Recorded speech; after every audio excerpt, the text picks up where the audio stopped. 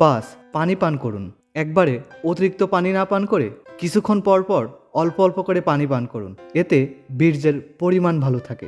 জীবনধারা ও অভ্যাস, শুধু খাবারই নয়, জীবনধারাতেও কিছু পরিবর্তন দরকার। 1. প্রতিদিন হালকা দৌড়, যোগব্যায়াম বা ব্যায়াম করুন।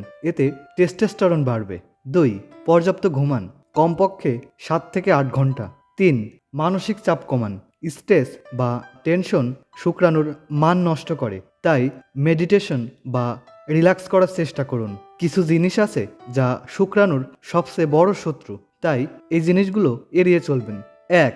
ধূমপান, অ্যালকোহল ও মাদকদ্রব্য, এগুলো এড়িয়ে চলবেন। 2. অতিরিক্ত ফাস্টফুড ও কোলা জাতীয় পানীয়, এগুলো এড়িয়ে চলুন। 3. অতিরিক্ত গরম পানি দিয়ে গোসল করবেন না। 4.